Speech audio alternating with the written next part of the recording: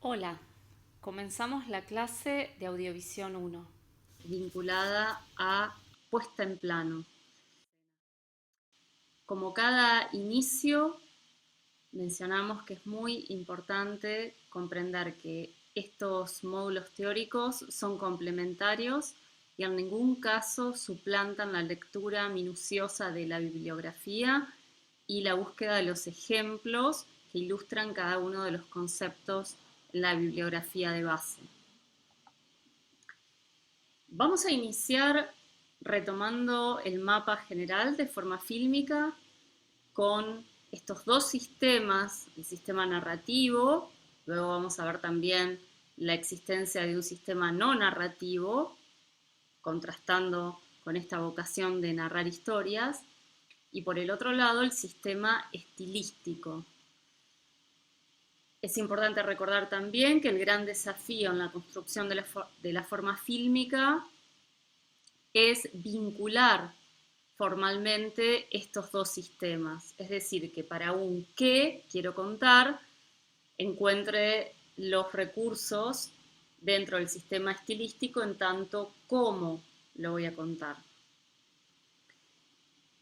Por ende, hoy en este módulo teórico vamos a estar abordando puesta en plano y posteriormente puesta en escena. Comenzamos entonces con puesta en plano. Acá tenemos algunas imágenes de directoras y directores a lo largo de la historia del cine, los elementos también icónicos de, del rol del realizador, la cámara, la silla, este gesto con las manos que está haciendo en este caso Quentin Tarantino, que nos invita a pensar que esa mirada está de alguna manera delimitada por un encuadre, que estas manos lo están poniendo en evidencia. Acá tenemos más directoras de principios del cine. Jean-Luc Godard, vimos un fragmento la semana pasada de Sin Aliento de él. Acá lo vemos con la cámara. ¿Por qué este elemento está teniendo tanta importancia en estas imágenes de inicio? Porque precisamente la puesta en plano tiene mucho que ver con la cámara como dispositivo. Acá lo tenemos también a David Lynch con una cámara digital, ya no fílmica. Pero más allá de las diferencias de soporte, lo que vamos a ir descubriendo de a poco es que en definitiva estamos frente a un mismo desafío que es la construcción del plano. ¿Y qué es un plano? Hay muchas definiciones, pero por lo pronto podemos pensarlo como una continuidad de espacio-tiempo, es decir, todo lo que queda encapsulado entre el inicio de una grabación o la exposición de la película y el detenimiento. Básicamente el corte, todo lo que quede dentro es considerado el plano. También vamos a saber que hay otro concepto que es el de toma, que es la cantidad de veces que se realiza un plano, pero el plano es una unidad conceptual. Podemos repetirlo 10 veces y será plano 1, toma 1, plano 1, toma 2, plano 1, toma 3, hasta tanto el resultado se ajuste a esa concepción del plano que está en la mente del realizador. Y vamos a ver, en principio, algunos aspectos fotográficos. Esto lo vamos a ir viendo a lo largo de este módulo teórico. Y también vamos a atender a la duración. La duración tiene varios aspectos a considerar. El primero tiene que ver con la velocidad del movimiento. Es decir, hay tres tipos de velocidades representadas en un plano. ¿Y esto por qué? Porque tenemos una velocidad de filmación y tenemos una velocidad de proyección. Y de acuerdo cuál haya sido la velocidad de filmación, el resultado final perceptivo puede ser muy diferente. Cuando la velocidad de filmación y la velocidad de proyección coinciden, lo que solemos tener es un tipo de movimiento que se aproxima a nuestra percepción del movimiento real. Estamos hablando de una captura de 24 o 25 cuadros por segundo. Ahora, cuando la velocidad de filmación es mayor, es decir, que se capturan más cuadros por segundo, cuando luego se pasan a 24 cuadros por segundo, lo que se produce es un efecto de una ralentización del movimiento. Como en este caso estamos viendo, por ejemplo, una bala impactando sobre una superficie y su desintegración. Algo que si lo viéramos en forma directa, a una tasa similar a lo real, no podríamos discernir ni distinguir estas fases distintas de este movimiento. Ahora, ¿por qué esto es así? Porque ustedes piensen, si estamos filmando, si estamos descomponiendo, si estamos discretizando, por ejemplo, un segundo en 60 cuadros por segundo, o digamos, vamos a decir 48, que va a ser más fácil, o 72, lo que va a ocurrir es que si luego lo pasamos a 24 cuadros por segundo, ahora, si tuvimos una velocidad de filmación del doble inicial, lo que va a ocurrir es que va a entrar la mitad de tiempo en esos 24 cuadros por segundo. Por eso, lo que vamos a ver es, en este caso, en este ejemplo que estoy dando, la mitad de ese movimiento. Por eso digamos, la mayor lentitud en la percepción de ese movimiento. Por el contrario, cuando lo que tenemos es una velocidad de filmación de menor cantidad de cuadros por segundo, lo que podemos ver es en una fracción de tiempo X un fenómeno que temporalmente es más extenso, tiene una mayor duración. Por ejemplo, podríamos hacer un time-lapse del amanecer al anochecer, ir tomando un cuadro cada cierto tiempo y finalmente tener en pocos segundos horas transcurridas. Esta es una primera aproximación al tema del tiempo en el plano y por supuesto que vamos a ver algunas otras. Otro aspecto importantísimo en el plano que tiene que ver mucho con precisamente el espacio en este caso, es el encuadre. ¿Sí? El encuadre como esa operación de seleccionar una porción de la realidad y construir un campo visual y también, como vamos a ver más adelante, un fuera de campo. ¿Qué es lo central en la puesta en plano? Bueno, en principio el emplazamiento de la cámara, es decir, ¿dónde está esa cámara en el espacio? ¿Cómo se ubica?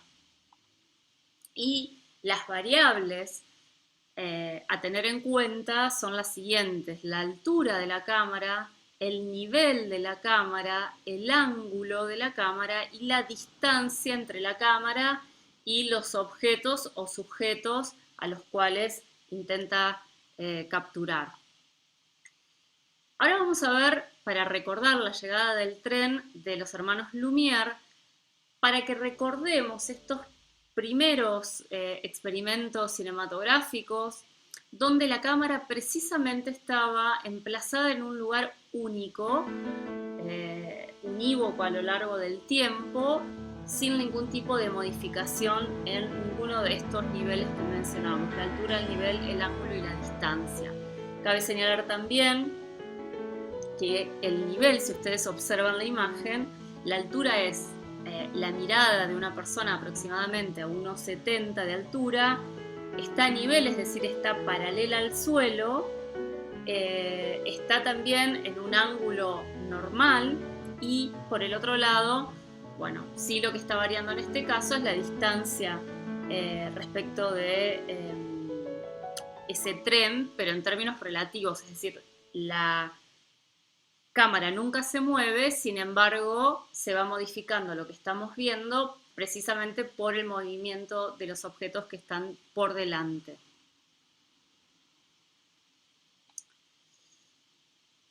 Vamos entonces a ver las diferentes combinaciones en relación a estas 4 variables. Cuando pensamos en la altura, tendremos que pensar que hay 3 posibilidades. La cámara baja, la cámara normal.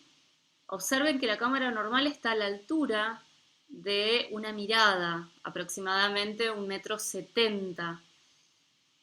Todo lo que sea debajo de esa altura va a ser considerada cámara baja, por supuesto con un conjunto variable de posibles alturas, desde estar al ras del suelo a llegar a esa altura de 1,70 m.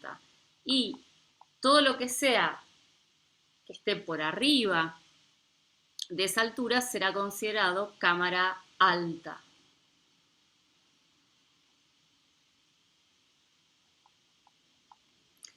Cuando vamos a pensar en el nivel de la cámara, bueno, vamos a ver que a nivel va a estar cuando precisamente esté paralela al suelo. Cuando la cámara se inclina y forma un ángulo, vamos a estar en presencia de una cámara oblicua. A continuación vamos a ver un breve fragmento de la película Natural Born Killers o Asesinos por Naturaleza, como se tradujo, de Oliver Stone, donde van a ver una presencia bastante marcada de esta cámara que está inclinada y van a ver que produce en general un efecto de desestabilización. Fíjense que hay más inclusive de una, o sea, es decir, es algo decidido, es algo que está enfatizado como un modo de narrar, en este caso, por el director.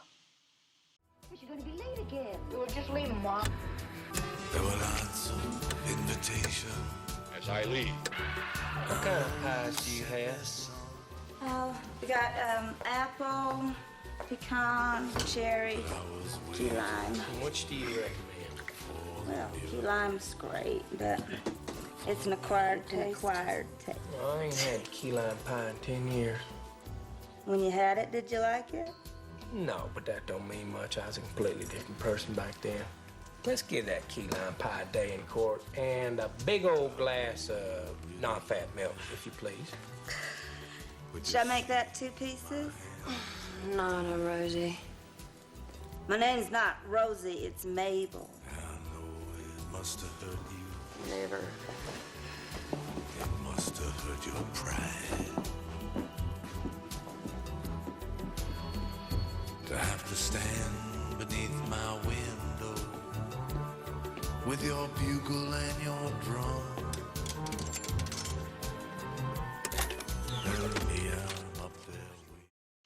Si vamos a pensar en el ángulo, bueno, la cámara puede estar en un ángulo normal, puede estar ligeramente inclinada, ligeramente o muy inclinada hacia abajo, y en ese caso estaríamos frente a un ángulo picado o una cámara picada, y por el contrario, si es en la dirección ascendente el ángulo, estaremos en presencia de una cámara contrapicada. También es importante recordar las posibilidades de la cámara en términos de estar absolutamente en ángulo recto con el suelo. Estaremos frente a una cámara cenital y una supina en el caso de estas cámaras que tienen la dirección contraria. El cuarto eje para pensar es la distancia entre la cámara y el sujeto o el objeto. En este caso hemos puesto un cuerpo, pero podría ser un objeto también, que puede estar muy lejana o puede estar muy próxima. Y esto también va a incidir finalmente en el encuadre y en la porción de realidad que se esté capturando. El encuadre, ¿por qué es tan central, podemos decir?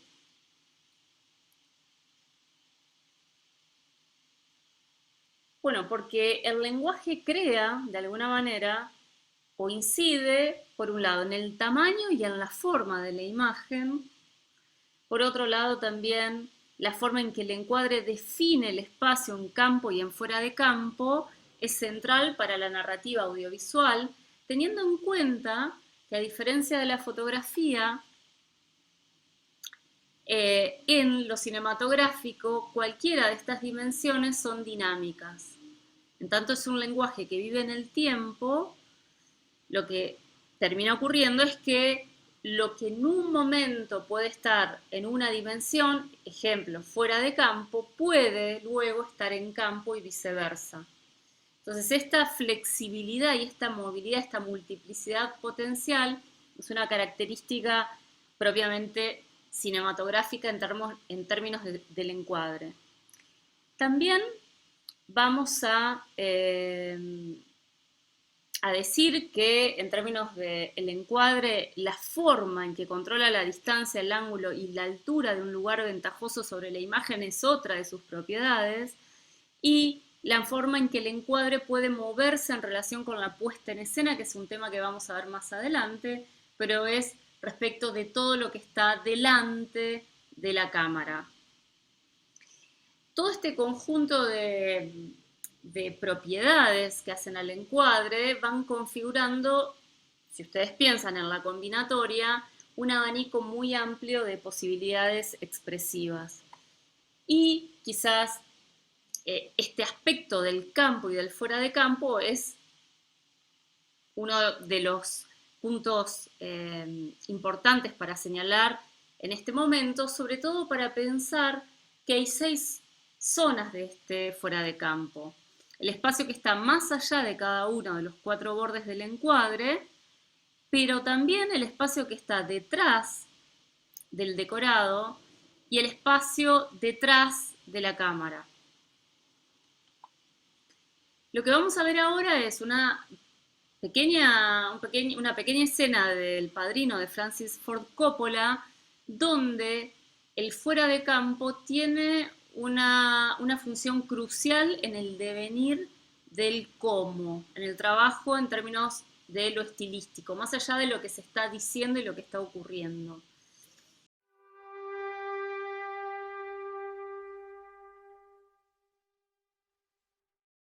I believe in America. America has made my fortune, and I raised my daughter in the American fashion. I gave her freedom, but I taught her never to dishonor her family. She found a boyfriend, not an Italian. She went to the movies with him. She stayed out late. I didn't protest. 2 months ago, he took her for a drive with another boyfriend. They made her drink whiskey, and then they tried to take advantage of her. She resisted. She kept her honor. So they beat her like an animal. When I went to the hospital, her nose was broken. Lo que vamos a poder ver acá es cómo este movimiento de cámara va por un lado permitiéndonos ver que es algo que en principio está fuera de la vista, fuera del encuadre, pero que sí es imantado por la mirada del personaje, es decir, a alguien que está fuera de cuadro le está hablando. Y esa persona que está fuera de cuadro ingresa a campo. Es esto lo que les decía de la relación dinámica entre el campo y el fuera de campo. Y por el otro lado observen que da una señal y aparece también desde el lado derecho del encuadre alguien que le acerca un vaso de agua al personaje. Entonces podemos ver cómo en esta escena en particular la relación entre campo y fuera de campo tiene una función muy especial. Esta es la secuencia inclusive de apertura del film. Suspended the sentence. They went free that very day. I stood in the courtroom like a fool. And those 2 bastards, they smiled at me. Then I said to my wife, for justice, we must go to Don Corleone.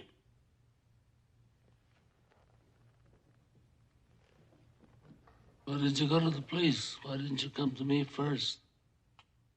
What do you want? Y es Tell me anything. muy I sugerente beg you to do. ese inicio, la mirada inclusive del personaje, cómo mira fuera de campo. Fíjense cómo en este punto se va, sale y se acerca al oído del personaje, un personaje que hasta este momento no hemos podido ni siquiera ver, ¿sí? Y ahora sí lo vemos en campo absoluto y la puesta en plano a partir de este momento prosigue de otro modo, ¿sí? Este plano general, fíjense que ya devela, es decir, todo lo que estaba fuera de campo ahora es campo, I'll give you anything you y ask.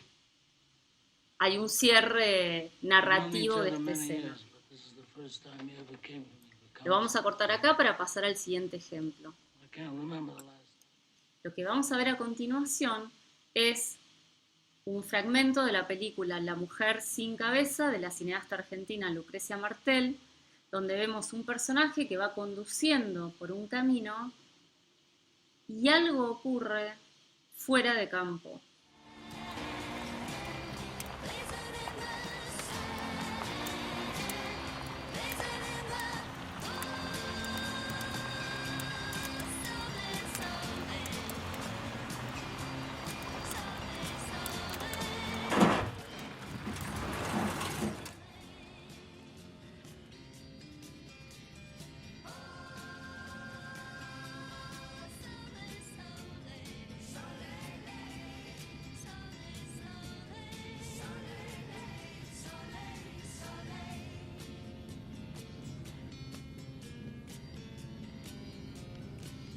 Y lo que es muy sugerente y va produciendo una tensión muy grande es que ese fuera de campo nunca se vuelve campo. Sabemos que algo grave ha ocurrido, algo que no podemos ver. El personaje elude por un momento ver, luego se baja más adelante, mira a través del espejo retrovisor, pero nosotros como espectadores no podemos ver. Es decir, que queda eso que ha ocurrido en la imaginación, también en las hipótesis. Recuerden cuando veíamos los principios de la forma fílmica, las expectativas formales. Es decir, ¿qué pensamos que acaba de ocurrir? No estoy diciendo qué es lo que ocurrió precisamente para que lo imaginen y puedan atar cabos de los elementos que tenemos para deducirlo. Es una manera de narrar muy también decidida en términos de qué mostrar y qué no mostrar. Y aparece acá toda la potencia del lenguaje cinematográfico en hecho forma.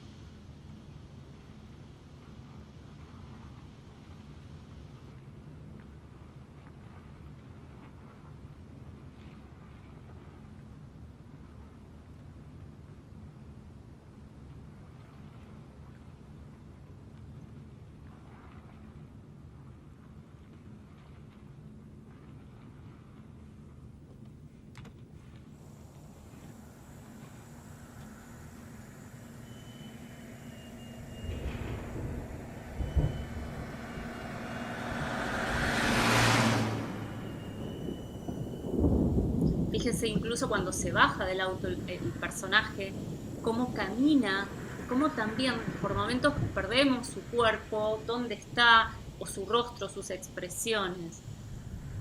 Es sistemático, podemos decir, el trabajo sobre esta relación entre el campo y el fuera de campo en este fragmento que estamos viendo.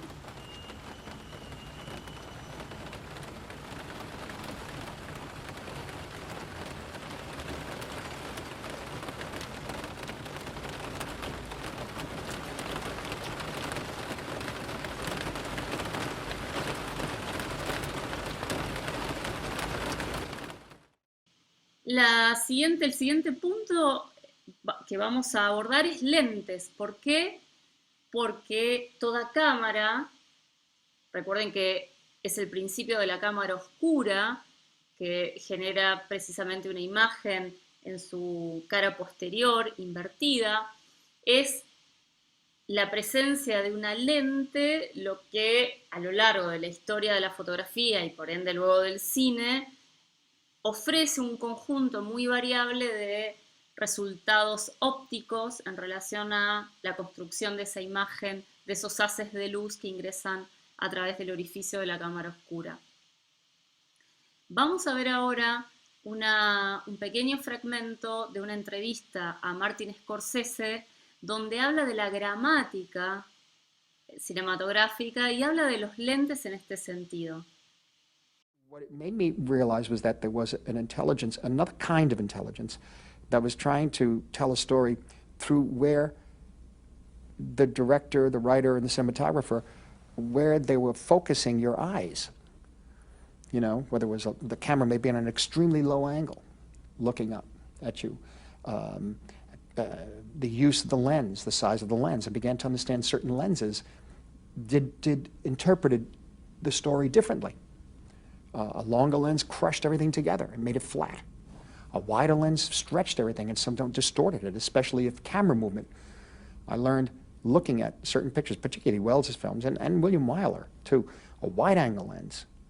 Wyler used his wide-angle lens in a very strong, steady image, but Wells used that wide-angle lens, 18 millimeter it turns out, very often, to move along the walls, and you really I felt as if the camera was flying, as if the story was flying by, you know.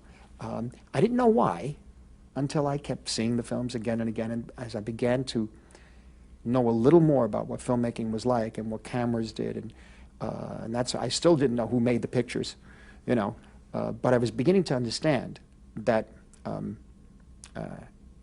there are certain tools you use, and those tools become part of a vocabulary that's just as valid as that vocabulary that is used in literature, in our language. One has to begin to, I think, reach younger people at an earlier age for them to shape their minds in a critical way of looking at these images and what they mean and how to interpret imagery.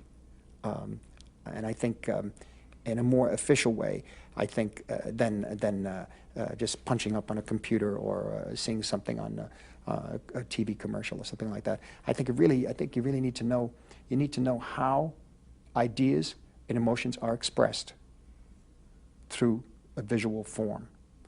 Now that form could be video, you know, or film. It probably eventually would be digital video for a long time to come.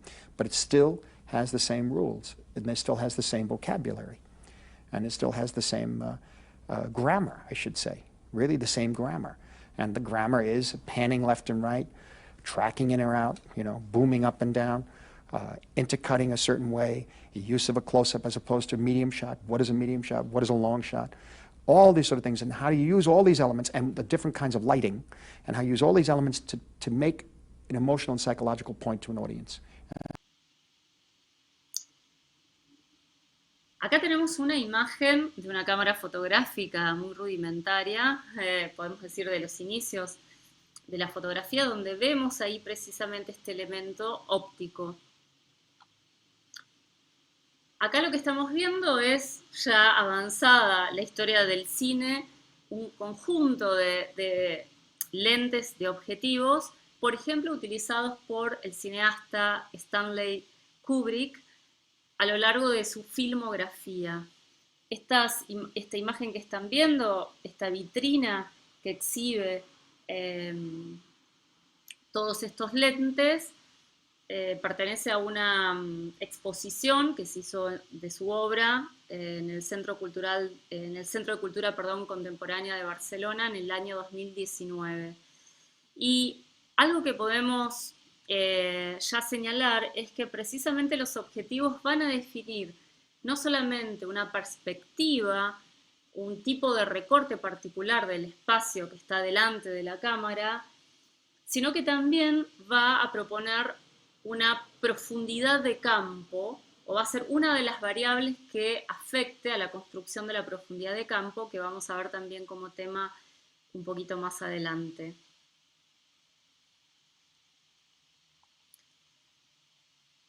Si comenzamos por la definición, un objetivo es un sistema de instrumentos ópticos, un conjunto de lentes que captan los rayos luminosos y los proyecta hacia el cuerpo de la cámara. Acá tenemos una de las cámaras utilizadas por Kubrick. Ahora, ¿qué define a los diferentes tipos de objetivos o de lentes? Bueno, el concepto de distancia focal. ¿Qué es la distancia focal? La distancia entre el plano focal, que sería donde se forma la imagen, y el punto nodal, que es el centro óptico de las lentes, punto en el cual cuando un haz atraviesa no se desvía en ningún ángulo. Entonces, precisamente esa distancia, cuando nosotros escuchamos hablar de objetivos o de lentes de 35 milímetros, de 50, de 70, está haciendo referencia precisamente a esta distancia física entre el plano focal y el punto nodal del objetivo. Tenemos entonces distintos tipos de objetivos de acuerdo a su distancia focal. Un tipo de objetivo denominado normal, denominado así porque el tipo de imagen que construye es la imagen más similar al campo visual del ojo humano. Más similar, semejante, pero no igual, porque si ustedes observan un punto fijo, si fijan su vista en un punto y tratan de tener conciencia de cómo son los límites de ese campo visual, verán que no es ni delimitado, ni geométrico, ni un rectángulo. Pero sí, por convención se estipula que, por ejemplo, con fotogramas de 35 milímetros, una distancia focal de 60 milímetros devuelve ese tipo de imagen más semejante, y a eso se le denomina objetivo o lente normal. Todos los objetivos que estén por debajo de esa distancia focal, es decir, que sean de menor distancia focal, lo que van a tener es un ángulo, y hasta ahora lo vamos a ver, más abierto, por eso se denominan gran angulares. Y en como tercera opción vamos a tener los teleobjetivos, donde la distancia focal va a ser mayor a la normal y también hay todo un gradiente posible de distintas distancias focales. Acá tenemos una imagen, en este caso en términos fotográficos, de zoom, donde podemos ver esta idea o este concepto de la apertura de los ángulos, desde los super teleobjetivos, que verán que es un ángulo cerrado, a el normal con los retratos, a el ojo de pez, que es la forma más radical del gran angular. Por supuesto que esto implicará recortar la realidad que está frente a la cámara de formas distintas. También hay, en rigor de verdad, otro tipo de objetivo que es de distancia focal variable y que es la lente zoom. ¿Por qué distancia focal variable? Porque tiene la capacidad de producir movimientos en sus lentes internas y así construir distintas distancias focales. Por ejemplo, si tenemos un objetivo de 18 a 55 milímetros, tendremos precisamente la posibilidad de ir de un gran angular a un normal.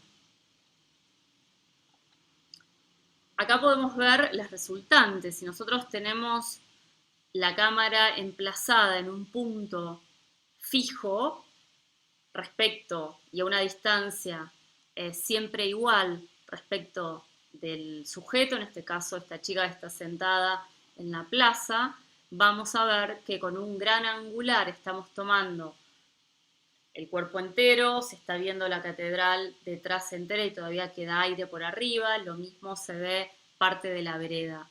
Cuando esta misma toma se realiza con un lente normal, fíjense que ya el cuerpo se ve segmentado, se sigue viendo la catedral, pero ya no vemos el suelo. Y por último, el teleobjetivo, estamos viendo su rostro, estamos viendo la catedral, pero de una forma bastante particular, y ya no vemos ni la estatua prácticamente, ni el suelo o la fuente.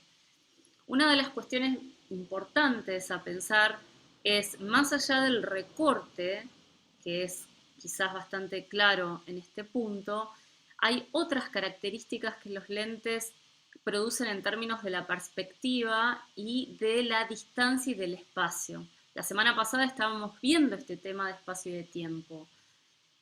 El espacio también se construye a partir de los objetivos o las lentes que se emplean para construir esa imagen.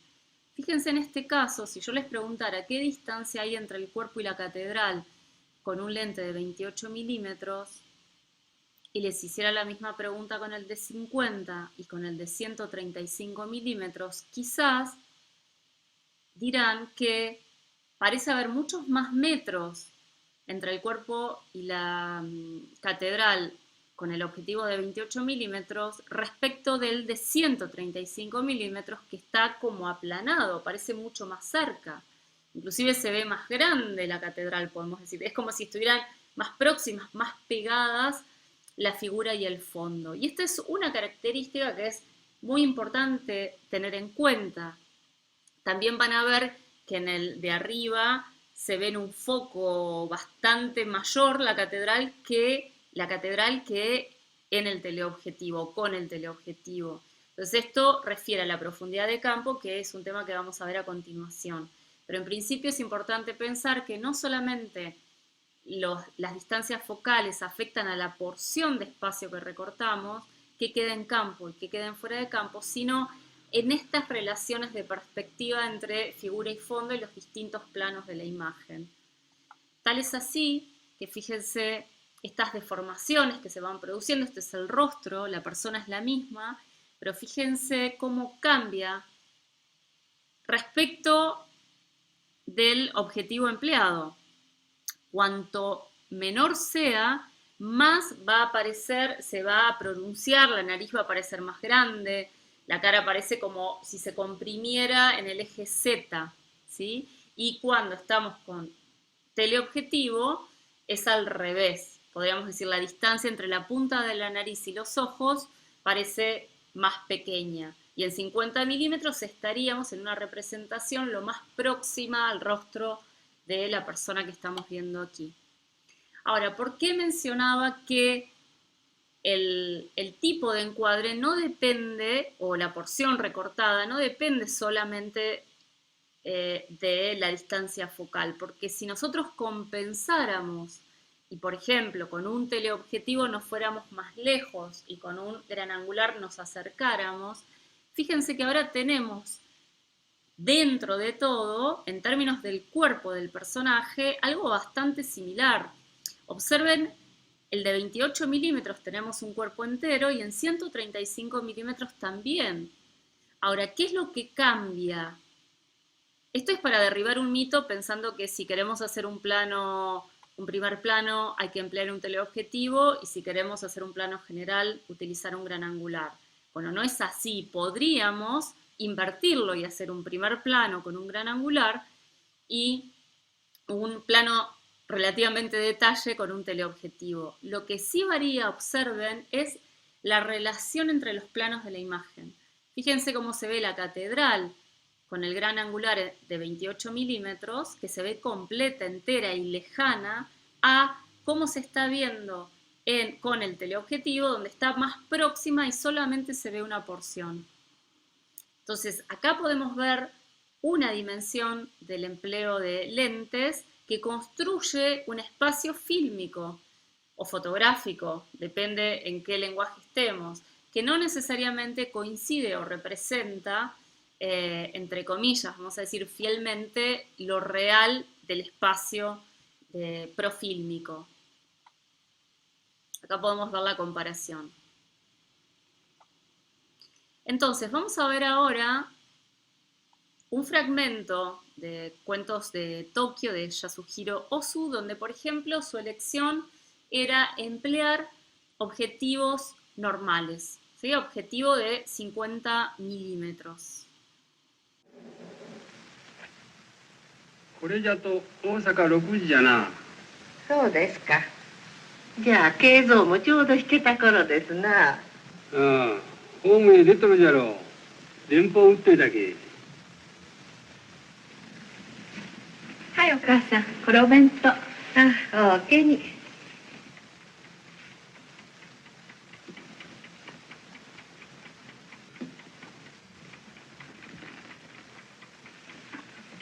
じゃあ、行ってまいります。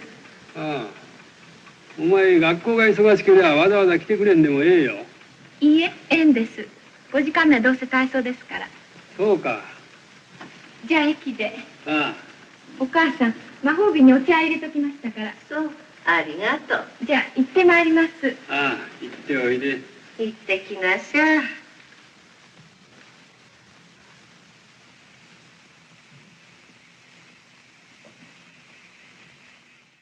Ahora vamos a ver el uso de un teleobjetivo que empieza, si ustedes observan, cuando el personaje corre, siendo un plano general. Ahora también vamos a ver los tamaños del plano. Ahora, ¿qué es lo que produce esta imagen con un teleobjetivo?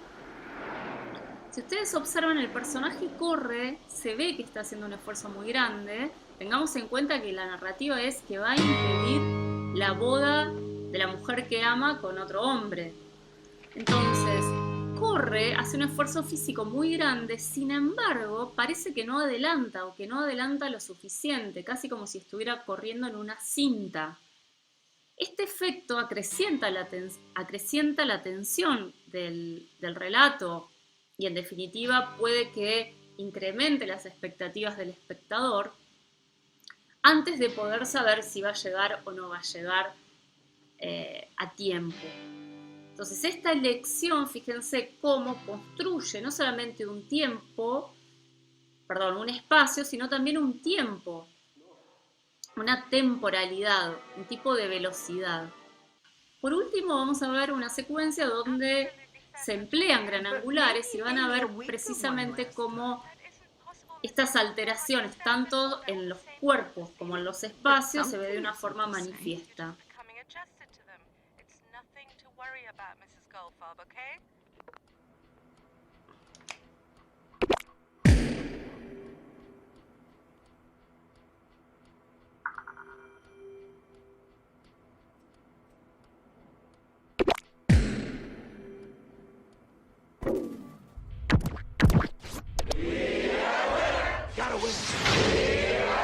She's a beautiful woman with a winning sense of humor and a magical smile, straight from Brighton Beach, Brooklyn. Let's give a juicy welcome to Mrs. Sarah Goldfarb. Juice by Sarah, juice by Sarah, juice by Sarah. Whoa, Sarah got juice, Sarah got juice. Whoa, Sarah!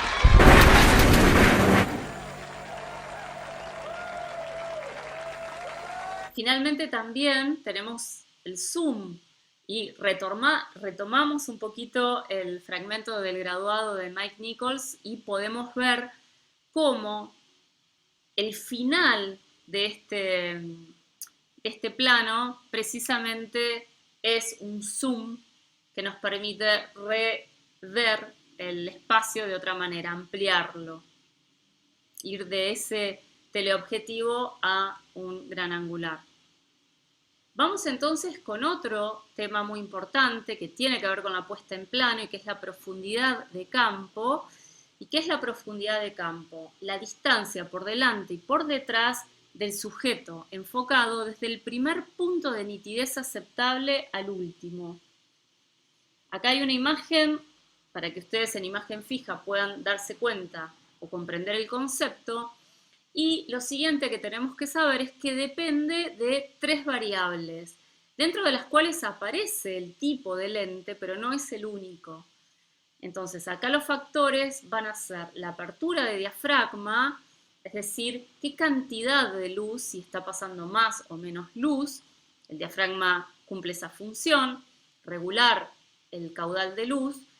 Por el otro lado, la distancia focal, es decir, el tipo de lente, y como tercera variable, la distancia que hay entre la cámara y el objeto. Y la relación es, fíjense, tanto en la primera variable como en la segunda, es inversamente proporcional. A mayor apertura del diafragma, es decir, cuanto más abierto está el diafragma, que eso significará un número menor, menor profundidad de campo habrá en relación a la distancia focal. Cuanto mayor sea la distancia focal, es decir, si estamos yendo o trabajando con un teleobjetivo, vamos a tener menor profundidad de campo que si trabajamos con gran angulares. Esto lo podíamos corroborar en esta imagen, vuelvo un segundo, lo podemos ver especialmente acá. ¿Sí? Fíjense cómo en un teleobjetivo la catedral está fuera de foco y sin embargo con el gran angular se puede ver mejor. Y por último, la distancia cámara-objeto. Cuanto mayor es la distancia, mayor es la profundidad de campo. Acá podemos ver en este GIF animado este cambio en el diafragma. O sea, acá el objetivo es el mismo, la distancia cámara-objeto es la misma. Lo que cambia en esta línea de muñequitos es la apertura o cierre del diafragma. Recuerden, a menor número, mayor apertura. O sea, 1.4 es un diafragma más abierto que 5.6. Y acá pueden ver cómo vemos más o menos en foco, viendo siempre al personaje que está en amarillo, con cuerpo amarillo, siempre está en foco. ¿Por qué? Porque el foco está establecido en ese punto. Lo que ocurre es que la zona por delante y por detrás es mayor o menor en términos de foco aceptable según la apertura del diafragma. Y acá podemos ver un caso distinto donde el diafragma es el mismo, en este caso 8, sin embargo cambian dos variables. ¿Cuáles son esas dos variables? La distancia focal, el tipo de objetivo, pero para compensar y que pueda ser el mismo encuadre, se está también modificando la distancia cámara-objeto. Y lo que tenemos como resultado final, observen que cuando estamos con 24 milímetros, estamos teniendo mayor profundidad de campo, se ven un poco más en foco los edificios que están por detrás de estas botellas, y cuanto mayor es ese número, es decir, cuanto más estamos yendo hacia un teleobjetivo, más desenfocado se ve el fondo. Acá tenemos los tres casos, ¿sí? La apertura de diafragma, pueden ver ahí distintas variables. Acá estamos viendo la distancia entre la cámara y el objeto, y en este caso estamos observando la diferencia de distancia focal, ¿sí? Siendo lo que está, el personaje que está en rojo sería gran angular, en azul un teleobjetivo y en amarillo un teleobjetivo mayor. Tanto podrán ver la zona cómo se va haciendo cada vez más pequeña conforme aumenta la distancia focal. Vamos a ver ahora un fragmento de una película llamada Children of Men, donde lo que encontramos es una profundidad de campo amplia, ¿sí? Mucha profundidad de campo. Observen todo lo que pueden ver cuando hay muchas personas, por ejemplo, si están viendo en foco las primeras y las últimas, en foco aceptable. Born in 2009, the son of Marcelo and Silvia Ricardo, a working-class couple from Mendoza, he struggled all his life with the celebrity status thrust upon him as the world's youngest person.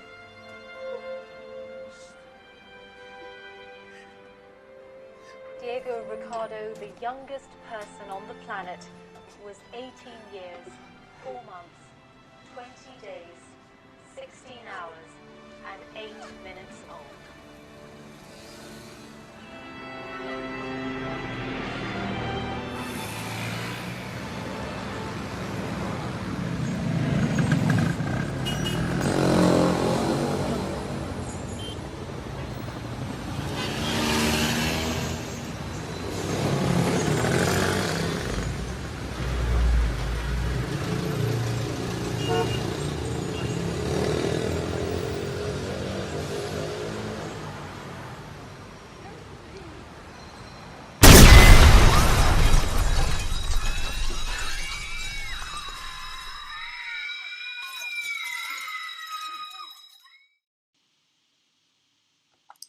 Y ahora vamos a ver un ejemplo contrario en La Casa de las Dagas Voladoras, donde hay múltiples planos, algunos que refieren a un diálogo, pero observen, por ejemplo, más allá del diálogo entre estos personajes que estamos viendo, donde vemos sus rostros bien nítidos y los fondos están absolutamente fuera de foco.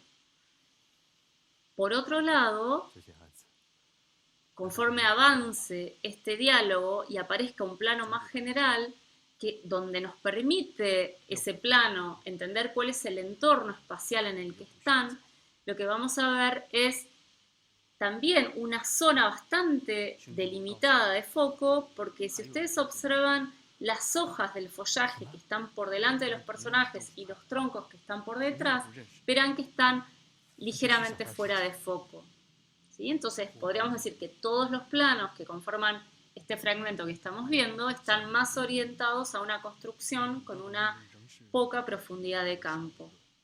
Vamos ahora entonces a algo que ya deben conocer también, pero que nunca está de más recordar y repasar, que son los tamaños de plano. Es decir, el cine ha construido convenciones en relación a cómo denominar y cómo mirar a través de la cámara para recortar el espacio, siempre tomando el cuerpo humano como el referente para esta taxonomía. ¿Por qué? Bueno, porque, como decíamos, en general el cine ha puesto al ser humano en el centro a través de esta vocación narrativa, y a partir de esto aparecen este conjunto de posibilidades. Tenemos el plano general largo, donde podemos ver un cuerpo y donde vemos todo un contexto, tanto por arriba como por debajo de ese cuerpo. Podemos saber dónde está en un sentido muy amplio. Tenemos también un plano general, ¿sí?, donde el cuerpo, fíjense, y su contexto, aun cuando sigue habiendo mucha información del contexto, es un poco más acotada que el caso anterior. Luego tenemos el plano entero. El plano entero incluye todo el cuerpo, con un ligero aire por arriba y por abajo. Puede haber matices en esto, pero sí que el cuerpo se ve por completo. El siguiente es el plano americano. ¿Y por qué plano americano? Que fíjense que va desde, incluye la cabeza pero cortan las rodillas, por el género del western. Como precisamente los personajes tenían las pistolas a la altura, digamos, de sus piernas, este punto era central, no así la parte, digamos, de la rodilla hacia abajo. Entonces, para concentrar la acción en este elemento del atrezo, que era muy importante, y que es muy importante para el género, aparece esta posibilidad de verlo de este modo, cortando en las rodillas, y a partir de eso se llama plano americano. Luego tenemos el plano medio o cintura, e importa menos recordar la forma de nombrarlo como el hecho de pensar de qué se trata, porque siempre hay múltiples formas de nombrar algo, lo importante es conceptualizarlo, y podemos ver que siempre incluye la cabeza, en este caso va hasta la cintura. El plano pecho, bueno, es un corte un poco más arriba, precisamente a la altura del pecho.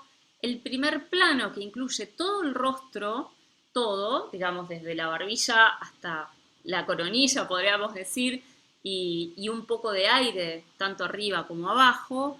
Luego tenemos el primerísimo primer plano, que lo que hace es cortar, podríamos decir, el límite superior arriba, en general, de las cejas, y debajo de la comisura del labio inferior, cortando de alguna manera el mentón. Después, cualquier otro tamaño de plano que incluya una porción del cuerpo o de un elemento es un plano detalle. Vamos entonces ahora con otro de los aspectos a conocer acerca del encuadre cinematográfico, que tiene esta particularidad, como les decía al inicio, de ser modificable, es decir, de ser móvil, precisamente porque es un arte que vive en el tiempo. Esta posibilidad de mutar que tiene el encuadre abre no solamente un conjunto muy amplio de resultados visuales, sino también hay diferentes técnicas y diferentes tipos de movimiento para el encuadre. ¿Cuáles son los cambios que produce el encuadre móvil? Bueno, produce cambios en la altura, en la distancia, en el ángulo y en el nivel de la cámara dentro del plano, que eran las mismas variables que habíamos visto al inicio. Tipos de encuadre móvil: por un lado tenemos la panorámica. En este caso la panorámica, la cámara gira sobre su propio eje. Esto es algo muy importante, que puede ser sobre el eje vertical, y en este caso tener movimientos que van de lo picado a lo contrapicado. También la cámara puede girar en un eje horizontal. De hecho, este GIF que estamos viendo, Stanley Kubrick está registrando, ahora vamos a ver este plano del Resplandor, y lo que está haciendo es un movimiento muy veloz horizontal. La cámara nunca se mueve en términos de su eje, ¿sí? No se desplaza en el espacio, sino que gira, ¿sí? Tanto en un eje vertical u horizontal. Vamos a ver entonces este fragmento de El Resplandor para que puedan reconocer ese movimiento que es el paneo. Not by the hair on your chinny chin chin. Then I'll huff, and I'll puff, and I'll blow your house in.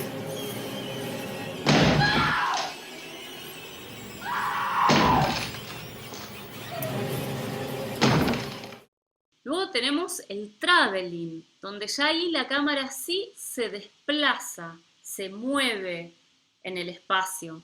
Y vamos a distinguir dos tipos de traveling. El que más conocemos es el traveling mecánico, donde la cámara montada o en rieles, en una dolly, en un carro de supermercado, digo, opciones que a veces suplantan esos dispositivos que son más complejos en el hacer, digamos, en la realización audiovisual entre la profesional y la amateur.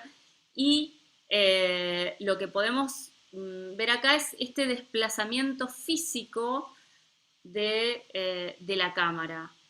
Vamos a ver ahora también otra secuencia del Resplandor, donde vamos a poder reconocer esta diferencia respecto de la panorámica.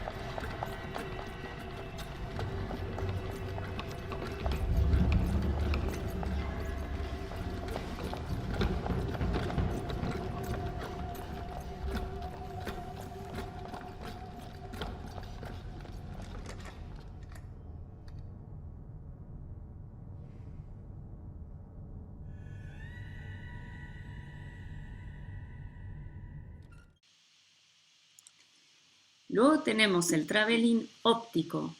El traveling óptico tiene que ver con la lente zoom, es decir, con esta posibilidad de que las lentes al interior del objetivo se desplacen y puedan modificar la distancia focal.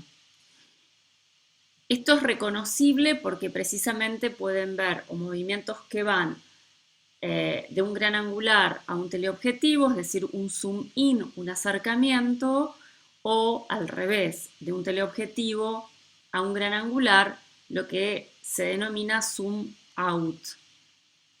Por otro lado, hay un caso particular que es el zoom combinado e invertido que crea Hitchcock en esta secuencia de Vértigo que veíamos la semana pasada, donde precisamente podíamos observar cómo el espacio se profundizaba.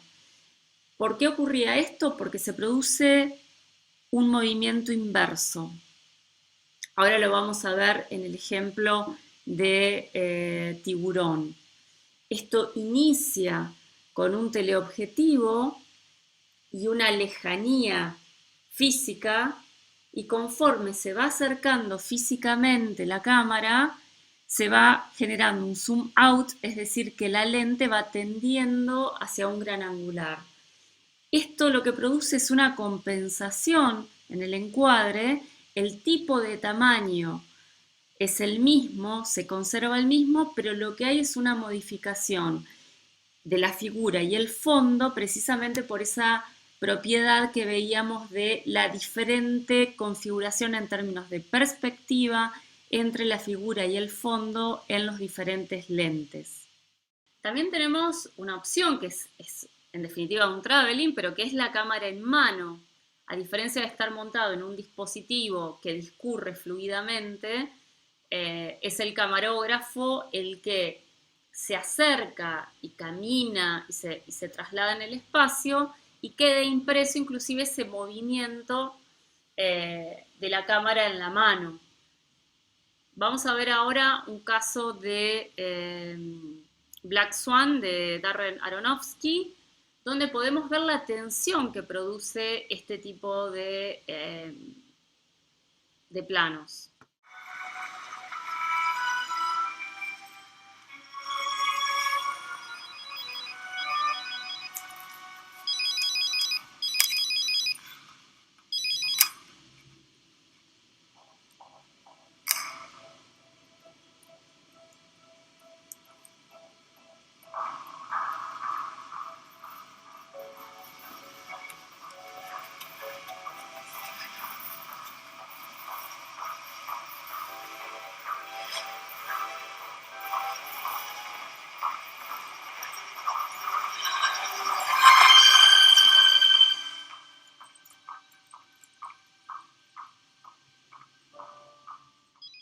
También podemos pensar en otro tipo de encuadre móvil donde la cámara está montada en una grúa y entonces esto hace que las posibilidades de movimiento en X, Y y Z sean mucho más combinables y fluidas, a diferencia de estar en un riel sobre un carrito, digamos, sobre el nivel del suelo.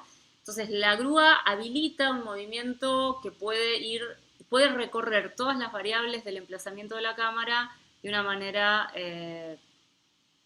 altamente variable. Vamos a ver ahora este fragmento de la película 007, donde vamos a ver además que es de larga duración, pero es muy interesante ver cómo arranca. Fíjense que es una cámara aérea, da la sensación de que estamos en el aire suspendidos, mirando, identificados el ojo con la cámara, y cómo va descendiendo gradualmente hasta llegar a la altura de los personajes, cómo los puede seguir a esos personajes en el espacio, es decir, que es una cámara que va eligiendo su recorrido y que va poniendo en campo lo que es importante de la narración. Observen después cómo los personajes van subiendo las escaleras, van ingresando en un espacio, van ingresando en una habitación, luego cómo el personaje sale de ahí. Todo esto tiene que ver con la concepción de un espacio y un movimiento en ese espacio altamente fluido.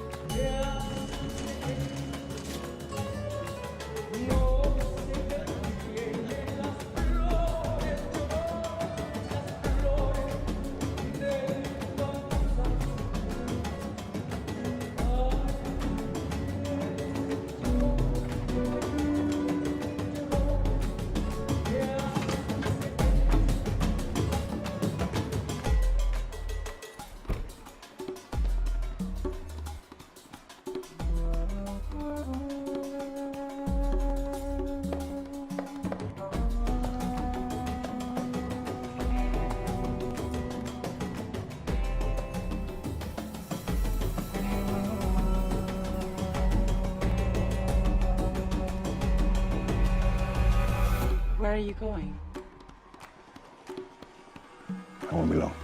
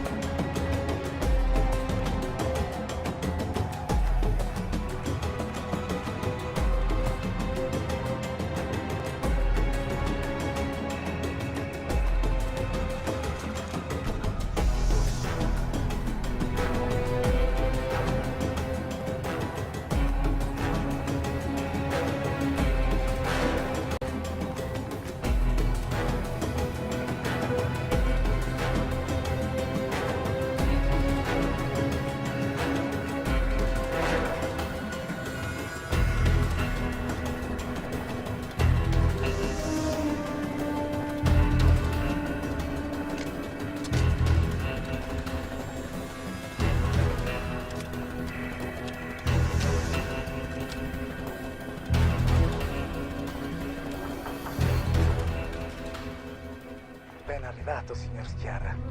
Spero abbia fatto un buon viaggio.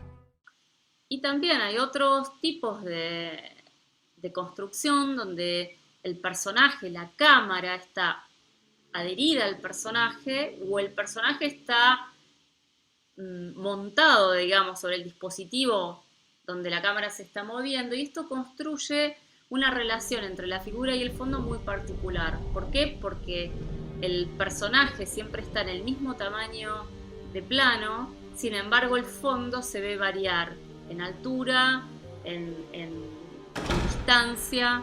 Esto crea una situación bastante particular, sobre todo de identificación, en todo caso con el personaje, de estar casi acompañándolo en esas emociones o vivencias que está experimentando.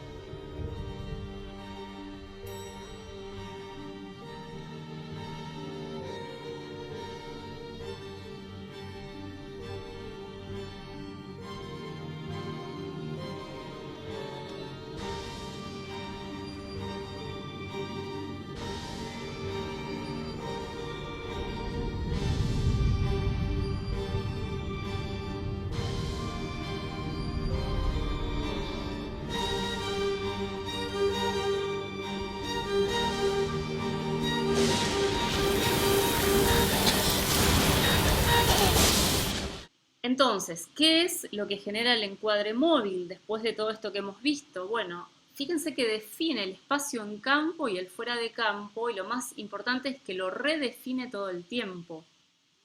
Esto que estamos viendo acá es un fotograma de la película Los 400 golpes de François Truffaut, donde precisamente estamos viendo un traveling acá sobre este auto, o lo que queda de él. Entonces también lo que tenemos que pensar es que puede girar en torno a las figuras o en forma independiente. Esto también lo hemos visto en los ejemplos. Acá claramente estamos viendo los rieles del dispositivo, la cámara ahí montada, con pesos y contrapesos también, como verán. Y aspectos importantes también a conectar con la clase anterior es que inciden nuestro sentido de la duración y el ritmo, están afectados por el encuadre móvil. Este concepto que veíamos con Axel de los ictus, ¿sí? Que próximamente vamos a retomar. Y finalmente, algo importante que viene tácito en los ejemplos que venimos viendo, pero que ahora lo vamos a poder conceptualizar, es que hay distintas formas de concebir o de construir las escenas, las secuencias y finalmente los films, y que podríamos pensarlo como dos tipos de concepción del plano. Los planos que se concatenan y que van dando un conjunto de puntos de vista diferentes a partir de cortes, y un solo plano, que en este caso un solo plano de por sí no alcanza para que se eleve al concepto de plano secuencia. El plano secuencia lo que tiene es que precisamente tiene una evolución dramática, tiene un inicio, un desarrollo y un fin, y puede tener una movilidad interna muy pronunciada. Lo vimos en algunos casos ya de los materiales visualizados, y lo que vamos a hacer ahora acá es ver dos ejemplos para contrastar bien estas dos formas distintas de concebir la puesta en plano y después veremos también, ya adelantándonos a la próxima clase, la puesta en serie. Vamos a ver Psicosis como un ejemplo de la fragmentación y del trabajo por cortes. Observen los diferentes puntos de vista, cómo arranca esta secuencia de una forma muy serena, con este movimiento de cámara, y cómo cambia el registro y la forma de planificar y de analizar este espacio al momento de estar dentro del baño, dentro de la ducha. Cómo se introduce, es un espacio también muy pequeño, hablando de la clase anterior y de la construcción o la diferencia entre el espacio real y el espacio fílmico.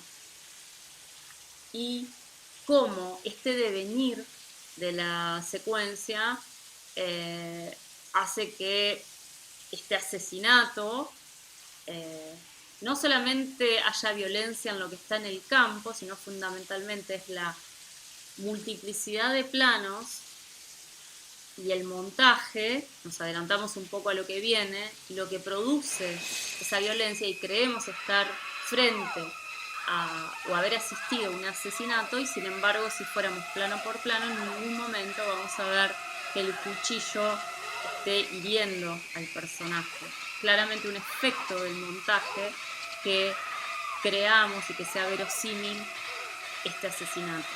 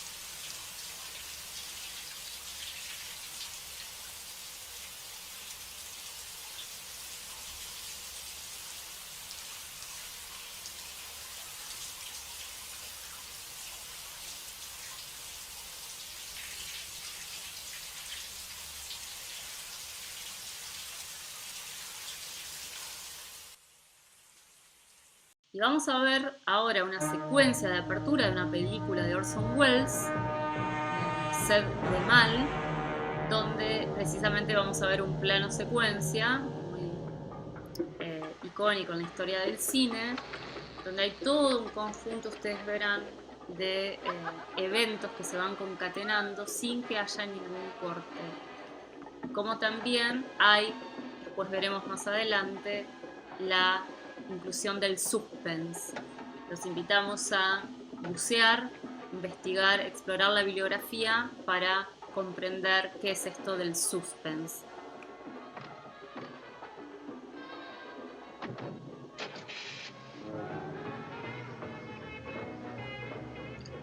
Y les vamos a proponer una pregunta que también se va a responder vía formulario y va a estar en la plataforma de la TAM, que es ¿cuántos planos hay en Psicosis y qué tipo de planos son? ¿Qué tipo de planos? Nos referimos a toda la tipología que fuimos viendo a lo largo de este módulo teórico.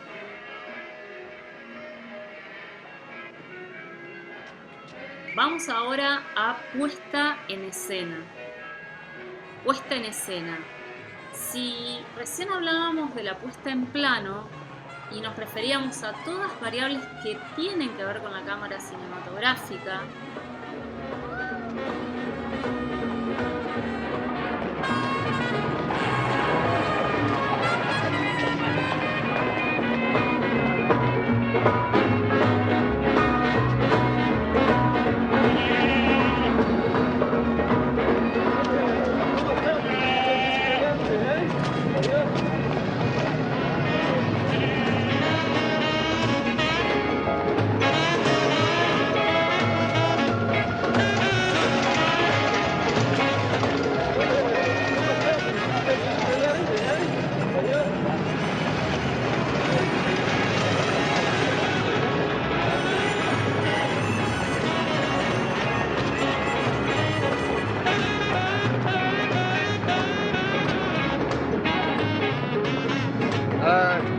folks American citizens? I am, yes. Where were you born, miss? Mrs. What? Philadelphia. The name is Vargas. Hey, Jim! You see who's here? Sure, Mr. Vargas. Out on the trail of another dope ring? Out on the trail of a chocolate soda for my wife. Your wife? Nearly a bride, officer. Hey, can I get through? A lot of talk up here about how you cracked that Grandy business. Yeah, What? we hear you caught the big boss. Only one of them. The Grandys are a big family. Good night. No purchases, Mr. Lineker. Hey, I got this... You're an American citizen, miss? No, I got this ticking noise. Yeah, okay. No, really, this Good night. ticking noise in my head.